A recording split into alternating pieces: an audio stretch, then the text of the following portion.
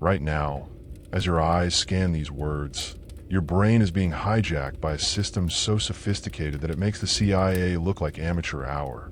Your thumb has already moved 17 times since you started reading this, checking notifications, adjusting volume, maybe even switching apps, and you didn't consciously decide to do any of it.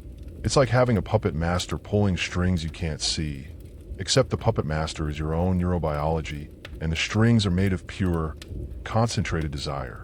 But what if I told you that every swipe, every click, every decision you think you're making freely was actually orchestrated by something far more sinister than you ever imagined?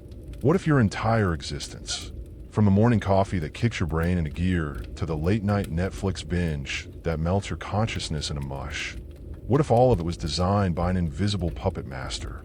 Now, before you roll your eyes and think this is another conspiracy theory rabbit hole, stick with me. Because what I'm about to share isn't about lizard people or secret societies. It's about something much more terrifying and much more real. The biological prison we've built around ourselves using the most powerful drug known to humanity. See, there's this little chemical in your brain called dopamine. You've probably heard of it, the feel-good neurotransmitter, right? Wrong. That's like calling a nuclear reactor a war-making machine. Dopamine isn't about feeling good. It's about wanting more. It's the carrot dangling in front of the donkey, except the donkey is your entire species. And the carrot is, well, everything. Every ping from your phone, every bite of that perfectly engineered fast food, every episode that autoplays before you can even think about stopping. They're all pulling the same strings in your neural puppet show. And the scariest part? We built this prison ourselves, one pleasurable brick at a time. You know what's really mind-bending? The ancient Greeks had a word for this, hedon, pleasure as a guiding principle. They warned about it over 2,000 years ago, but did we listen? Nah. We said, hold our beer and watch this, then proceeded to create the most sophisticated pleasure delivery system in human history.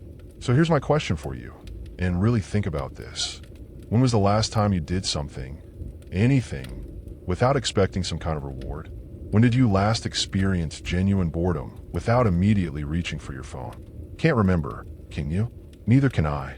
And that, my friend, might be the most honest thing either of us admits today.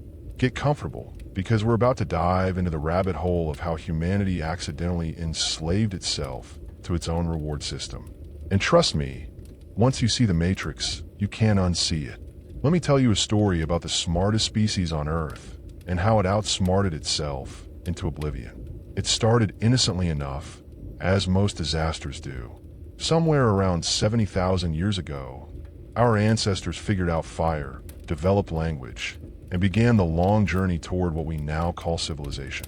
They had a simple operating system: survive, reproduce, and maybe don't get eaten by a saber-toothed tiger on Tuesday. But here's where things get interesting. Evolution, in all its wisdom, gave us a reward system designed for a world of scarcity. When food was rare, the brain that craved sugar survived. When mates were hard to find, the brain that obsessed over reproduction passed on its genes. When threats lurked around every corner, the brain that constantly sought new information stayed alive long enough to see tomorrow. Fast forward to today, and we're living in the biological equivalent of giving a toddler unlimited access to a candy store while telling them to make responsible choices. Dr. Robert Sapolsky, a neuroscientist who's probably forgotten more about the brain than most of us will ever learn, discovered something terrifying. Our dopamine system doesn't care about having something good.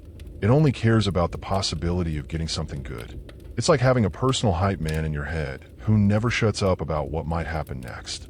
Think about it. You don't get excited when you're actually eating that pizza. You get excited when you're ordering it, when you're waiting for delivery, when you hear the doorbell ring. The actual eating? That's almost anticlimactic. Your brain is already 3 steps ahead, wondering what's next on the pleasure menu. This is where things get wonderfully, terrifyingly absurd. We live in a world where billion-dollar companies employ teams of neuroscientists, behavioral economists, and data scientists whose entire job is to hack your reward system. They study your clicks, your pauses, your scrolling patterns like ancient shamans reading tea leaves, except instead of predicting the future, they're creating it. Take social media. Every notification is timed. Every color is chosen. Every sound is designed to trigger that same dopamine pathway that once helped your great-great-great-grandmother remember where she found those life-saving berries. Except now, instead of berries, it's likes. Instead of survival, it's validation. Instead of scarcity, it's an infinite scroll of manufactured desire. But here's the really twisted part. We know this. We absolutely know this. Yet we keep playing along like actors who've forgotten they're in a play. I read about this study where researchers gave rats a choice between food and cocaine. Guess what the rats chose? Cocaine. Every time. Even when they were starving. They literally chose death by pleasure over life by sustenance.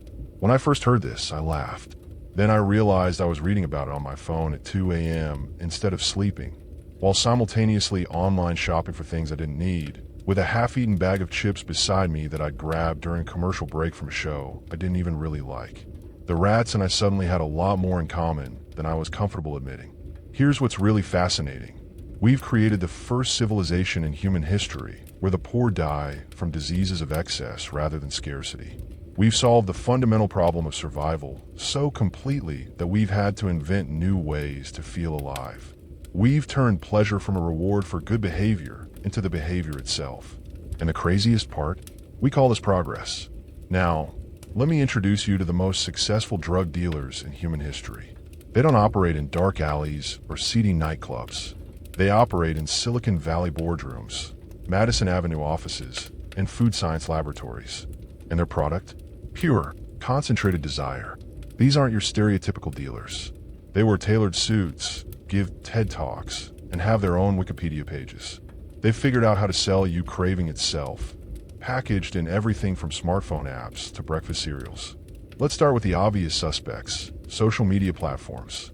Facebook's first president, Sean Parker, admitted in an interview that they deliberately exploited a vulnerability in human psychology.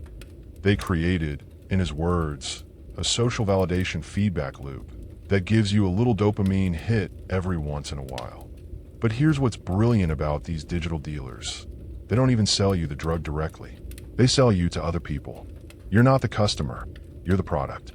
Your attention, your data, your behavior patterns. That's what they're actually trading. You think you're getting free entertainment, but you're paying with the most valuable currency you have, your consciousness itself. And they've gotten really, really good at it. The average person checks their phone 96 times per day. That's every 10 minutes during waking hours. We've essentially become Pavlovian dogs, except instead of drooling at bells, we salivate at notification sounds. But social media is just the appetizer. Let's talk about the main course, the food industry. Did you know there are actual scientists, people with PhDs, whose entire job is to find the exact combination of salt, sugar, and fat that will make you crave more? They call it the bliss point, which sounds like enlightenment, but is actually the opposite, the precise formula for biological addiction. There's this thing called vanishing caloric density. Foods engineered to dissolve in your mouth so quickly that your brain doesn't register that you've consumed calories. Cheetos are the perfect example. They literally melt away, so your brain never gets the signal that you've eaten something substantial. It's like eating ghost food designed by evil geniuses. Then there's the gaming industry, which has turned psychological manipulation into an art form. They use something called variable ratio reinforcement, the same mechanism that makes gambling so addictive. You never know when you'll get that rare item, that perfect loot box, that next level achievement. It's like playing slot machines, except the slot machine is your entire life. Candy Crush Saga makes more money per day than most small countries' GDP. Think about that. A game where you match colored squares is generating wealth comparable to nations. And they do it by understanding your brain better than you do. But here's where it gets really insidious. These companies don't just study addiction. They study the prevention of addiction. They hire the same experts that help people overcome gambling problems, not to solve the problem, but to make their products even more irresistible. It's like hiring firefighters to learn the best ways to start fires. And the most beautiful, terrifying part of this whole system, we're completely complicit in our own manipulation. We know McDonald's food isn't good for us, but we eat it anyway. We know Instagram is designed to make us feel inadequate, but we scroll anyway. We know that Netflix's autoplay feature is specifically designed to overcome our decision-making process, but we binge anyway. We've become willing participants in our own psychological exploitation. We're like lab rats who've figured out how to press the pleasure button ourselves. And we're doing it so fast our little rat paws are getting sore. The ancient Stoics had this concept called preferred indifference, things that are naturally appealing, but ultimately meaningless for true happiness. They understood that pleasure itself isn't evil, but our attachment to pleasure absolutely can be. They saw this coming from 2,000 years away, like philosophers with time-traveling vision. But we didn't listen. Instead, we built an entire civilization around the pursuit of preferred indifference, and then acted surprised when we ended up preferring indifference to everything that actually matters. Let me paint you a picture of the most sophisticated prison ever designed. It has no bars, no guards, and no walls. In fact, most of the inmates don't even realize they're imprisoned. They think they're free, maybe even happier than they've ever been. Welcome to the neurochemical penitentiary of the 21st century. Here's how your brain works, in terms simple enough that even I can understand it. You have about 86 billion neurons firing signals at each other like the world's most chaotic telephone network. Among these billions of conversations, there's one pathway that basically runs the whole show when it comes to motivation and desire. It's called the mesolimbic dopamine pathway, but let's just call it the I want highway. This highway connects two crucial brain regions, the ventral tegmental area, VA, which is like your brain's drug manufacturing plant, and the nucleus accumbens, which is basically your internal stock market for pleasure futures. When something good happens, or when your brain thinks something good might happen, the VTA shoots dopamine down to the nucleus accumbens like a dealer delivering premium product to an eager customer. But here's where it gets weird. Scientists used to think dopamine was about pleasure itself. Then they did experiments that changed everything. They found animals with damaged dopamine systems who could still experience pleasure. They'd make happy faces when eating sweet foods, but they had absolutely no motivation to seek out those foods in the first place. It's like being able to enjoy a party, but having zero desire to leave your house to attend one. Dopamine isn't about having, it's about wanting. It's not about satisfaction. It's about anticipation. It's the difference between enjoying your meal and salivating while reading the menu. Now, evolution designed this system for a world where rewards were scarce, unpredictable, and usually required significant effort to obtain. If our ancestors found a berry bush, they needed to remember where it was, work to get there, and feel motivated enough to do it all again next season. The dopamine system was basically their internal GPS for survival. Fast forward to today, and we've weaponized this ancient survival mechanism against itself. Modern technology has created what researchers call supernormal stimuli, artificial triggers that are more intense than anything evolution prepared us for.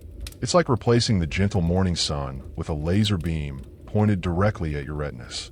Your poor neurons never stood a chance. Consider this. When you get a text message, your brain releases the same neurochemical reward that your ancestors got from discovering a fresh water source. When you find a parking spot at the mall, your nucleus accumbens lights up like your forebears did when they successfully hunted a mammoth. When Netflix suggests another episode, your VTA starts firing like you've just spotted the love of your life across a crowded room. But here's the kicker. Because these rewards come so easily and so frequently, your brain starts raising the bar. It's like developing a tolerance to pleasure itself. What used to feel amazing now feels merely adequate. What used to feel adequate now feels boring. What used to feel boring now feels like actual suffering. Dr. Anna Lemke, who runs Stanford's addiction clinic, calls this dopamine dysregulation. She discovered that when people are constantly overstimulated, their brains actually reset the pleasure thermostat. The baseline for feeling normal keeps rising, which means you need more and more stimulation just to feel okay, let alone good. It's like living in a house where someone keeps adjusting the thermostat higher and higher. Eventually, room temperature feels freezing, and you need to crank the heat just to stop shivering. This is why meditation feels impossible for most people now. Sitting quietly with your thoughts for 10 minutes feels like torture because your brain has been conditioned to expect a constant stream of stimulation. Silence isn't peaceful, it's withdrawal. And here's the really twisted part. This system doesn't just affect what you want, it affects who you think you are. Your sense of identity becomes wrapped up in your consumption patterns. You're not just someone who likes a particular TV show, you're a fan. You don't just use certain products, you're part of their community. You don't just eat certain foods, they become part of your lifestyle. Marketers have figured out that they're not selling products anymore. They're selling identity itself. That's why Apple customers will camp outside stores for new releases. Why people get into actual arguments about Android versus iPhone. Why someone's choice of coffee brand becomes a political statement. We've outsourced our sense of self to our purchasing decisions. And our purchasing decisions are being driven by neurochemical pathways designed for finding food in the wilderness 50,000 years ago. The ancient Greeks had this term, akrasia, acting against your better judgment. Aristotle wrote about it extensively, trying to understand why people do things they know are bad for them. He thought it was a failure of logic or willpower.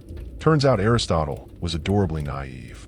Akrasia isn't a bug in human psychology. It's a feature.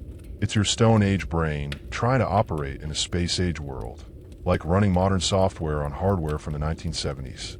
The system is working exactly as designed. The problem is that the environment has changed completely. We're not weak or stupid or morally deficient. We're just trying to be human in a world designed by people who understand our humanity better than we do and who profit from exploiting it. Let me tell you about the most successful economic model in human history. It's not capitalism, socialism, or any ism you learn about in school. It's what I call the pleasure trap economy, and you're living in it whether you realize it or not. Here's how it works. Instead of selling you products, companies sell you feelings. Instead of competing on quality, they compete on addiction potential. Instead of solving your problems, they create new problems that only their solutions can fix. It's like if drug dealers took over Wall Street and made their business model the foundation of civilization itself. The numbers are absolutely staggering. The global attention economy, that's the technical term for companies fighting for your eyeball time, is worth over $1.3 trillion annually. That's more than the GDP of most countries. We've literally built an economic system around the commodification of consciousness itself. But here's what's really fascinating. This isn't some evil conspiracy hatched in a boardroom somewhere. It's the inevitable result of combining human psychology with free market incentives. When businesses compete for profit, and profit comes from capturing human attention, the natural evolution is toward whatever captures attention most effectively. And what captures attention most effectively is whatever triggers our reward systems most intensely. It's like economic natural selection, except instead of selecting for survival traits, we're selecting for addiction traits. Take the restaurant industry. Fast casual dining has exploded not because the food is better, but because they've cracked the code on environmental psychology. The music is specifically chosen to increase eating speed. The lighting is designed to make food look more appealing. The seating is deliberately uncomfortable, so you don't linger too long, but not so uncomfortable that you have a negative association with the brand. Everything is calibrated to maximize what they call throughput, getting you in, getting you to spend money quickly, and getting you out so the next customer can take your place. You think you're just grabbing lunch, but you're actually participating in an elaborate psychological manipulation designed to separate you from your money as efficiently as possible. And it works. The average American spends more on dining out than on groceries now. We're literally paying premium prices to be psychologically manipulated while we eat. But restaurants are amateur hour compared to what's happening in retail. Amazon has turned shopping into a video game where the points are packages arriving at your door. One-click purchasing removes the natural friction that might make you reconsider a purchase. Prime membership creates a sunk cost fallacy that makes you feel like you're saving money by spending money. Their recommendation algorithm knows what you want before you do. Jeff Bezos didn't build a bookstore that got out of hand. He built a desire generation machine that happens to sell books. And then there's the subscription economy, which might be the most brilliant psychological trap ever devised. Instead of selling you products, they sell you access to products. Instead of one-time purchases, they create recurring payments that fade into the background of your financial awareness. Netflix doesn't want you to watch their shows. They want you to feel like you might want to watch their shows someday. Spotify doesn't want you to listen to music. They want you to feel like you have access to all the music in the world. The gym doesn't want you to work out. They want you to believe you're the kind of person who might work out. The perfect subscription customer is someone who pays every month, but never actually uses the service. They've monetized your good intentions and your bad habits simultaneously. But here's where it gets really insidious. The pleasure trap economy doesn't just change how you spend money, it changes how you spend time, which changes how you spend your life. The average person now consumes content for over 11 hours per day. That's more time than we spend sleeping. We've become professional consumers, except instead of getting paid, we're paying with our attention, our data, and our ability to think independently. Social media algorithms are designed to show you content that provokes strong emotional reactions because strong emotions drive engagement, and engagement drives advertising revenue. This means the algorithm is literally incentivized to make you angry, jealous, outraged, or afraid, because those emotions keep you scrolling longer than happiness or contentment would. We've created an economic system that profits from human misery and calls it connection. The dating app industry is maybe the purest example of this. They make money when you're single and looking, so they're incentivized to keep you single and looking for as long as possible. They want you to go on just enough dates to believe the system works, but not so many that you actually find someone and delete the app. They've gamified human connection itself, turning love into a slot machine where most pulls result in disappointment, but just enough result in small rewards to keep you pulling the lever. And the beauty of this system, from the company's perspective, is that it's completely voluntary. No one is forcing you to use social media, eat fast food, or subscribe to streaming services. You choose to participate. The invisible hand of the market is picking your pocket while you applaud its dexterity. We've built an economy that depends on our dissatisfaction, feeds on our insecurities, and grows stronger every time we try to fill the void it creates. The ancient Romans had this concept called panem et circenses, bread and circuses. Keep the people fed and entertained, and they won't revolt against the system that oppresses them. But we've evolved beyond that. Now we don't even need bread. The circuses alone are enough to keep us docile. We're entertained into submission, one notification at a time. So here we are, standing at the edge of our self-constructed pleasure prison, looking out at the bars we've built from our own desires. The question isn't whether we're trapped. We clearly are. The question is whether we want to do something about it. And if so, what the hell that might look like. Let me start with some good news. Awareness is actually half the battle. Once you see the matrix, it becomes much harder to ignore. It's like learning how magic tricks work. You can still enjoy the show, but you're no longer fooled by the illusion. Dr. Anna Lemke, that Stanford addiction specialist I mentioned earlier, has developed what she calls a dopamine fast. It sounds like some Silicon Valley wellness trend, but it's actually based on solid neuroscience.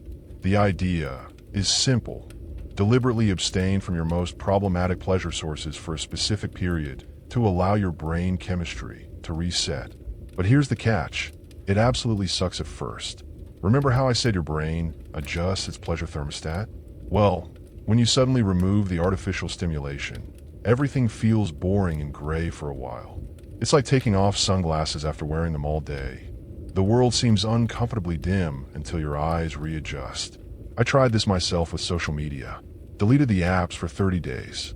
The first week was genuinely awful. I kept reaching for my phone like a phantom limb. I catch myself opening the browser to check Facebook before remembering it wasn't there. I felt like I was missing out on everything important happening in the world. But something interesting happened around day 10. I started noticing things I hadn't paid attention to in years. The way light moved across my apartment in the afternoon. The actual taste of my morning coffee instead of just using it as caffeine delivery. Conversations with people without mentally composing posts about what they were saying. It was like someone had been playing music at a low volume in the background my entire life. And suddenly the music stopped, and I could hear clearly for the first time. The ancient Stoics had this practice called negative visualization, deliberately imagining losing the things you value to cultivate genuine appreciation for what you have. It's the opposite of our modern approach, which is constantly imagining having more things to cultivate dissatisfaction with what we have. But individual awareness and willpower can only take you so far when you're swimming against an ocean of engineered temptation. This isn't really an individual problem. It's a civilizational challenge that requires systemic solutions. Some countries are starting to wake up to this. The EU has implemented right to disconnect, laws that prevent employers from contacting employees outside work hours. Some schools are banning smartphones to give kids developing brains a chance to learn how to be bored without immediately reaching for stimulation. China has implemented time limits on video games for minors, treating excessive gaming like a public health issue rather than a personal choice. France has banned unlimited phone data plans to reduce compulsive usage. These might sound paternalistic, but they're recognizing that when billion-dollar companies are using neuroscience to exploit human psychology for profit, maybe pure individual responsibility isn't enough. The most fascinating solutions are coming from the least expected places. Some Buddhist monasteries are offering digital detox retreats where people can experience what sustained attention feels like. Psychedelic research is showing promising results for treating various forms of behavioral addiction by literally rewiring neural pathways. Even within the tech industry, there's a growing movement toward ethical design, creating products that respect users' autonomy rather than exploiting their psychology. It's like having drug dealers decide to become pharmaceutical researchers focused on addiction recovery. But perhaps the most important shift is philosophical. We need to rediscover the difference between pleasure and happiness, between stimulation and satisfaction, between being entertained and being fulfilled. The Greeks distinguished between hedonic happiness, pleasure-seeking, and eudaimonic happiness, flourishing through meaningful activity. Modern neuroscience confirms what the ancients intuited. These activate completely different brain networks and lead to completely different life outcomes. Hedonic happiness is like sugar. It provides immediate gratification, but no lasting nourishment. Eudaimonic happiness is like protein. It takes more effort to obtain, but actually builds something sustainable. The path out isn't about becoming a monk or rejecting all modern technology. It's about developing what you might call conscious consumption, being deliberately aware of what you're feeding your mind and why. Start small. Notice when you reach for your phone automatically. Ask yourself what you're really seeking when you open that app or visit that website. Practice doing one thing at a time instead of constantly multitasking. Learn to sit with discomfort instead of immediately seeking distraction. Most importantly, remember that your attention is your most valuable resource. Companies are spending billions to capture it, which means it's worth billions. Don't give it away unconsciously. The most radical act in a world designed to distract you might just be paying attention on purpose. So here we are at the end of our journey down the rabbit hole of modern pleasure slavery. And if you're feeling a bit existentially dizzy right about now, well, welcome to the club. We meet every time someone puts down their phone and actually looks around. The truth is, we're living through the most fascinating psychological experiment in human history. And we're both the subjects and the scientists. We've accidentally created a world that's simultaneously more connected and more isolated, more entertaining and more anxious, more convenient and more complicated than any previous generation could have imagined. But here's what I find genuinely hopeful. Awareness changes everything. You can't unsee what you've seen, unknow what you know, or go back to unconscious participation in your own manipulation. The matrix only works when you don't realize you're in it. Every time you pause before reaching for your phone, you're exercising freedom. Every time you choose genuine connection over digital stimulation, you're voting for a different kind of future. Every time you sit with boredom instead of immediately filling it with content, you're literally rewiring your brain toward autonomy. The companies that profit from your distraction are counting on you staying unconscious. Your consciousness, your ability to choose deliberately rather than react automatically, is the only thing they can't monetize, manufacture, or manipulate. So what do you think? Are you ready to become a little more conscious in an unconscious world? Let me know in the comments what patterns you've noticed in your own life. And if you found this perspective valuable, that little thumbs up helps more people discover ideas that might change how they see the world. The revolution isn't going to be televised. It's going to be internalized, one awakened mind at a time. Until next time, stay curious, stay conscious, and remember, the most rebellious thing you can do in a world designed to distract you is to pay attention on purpose.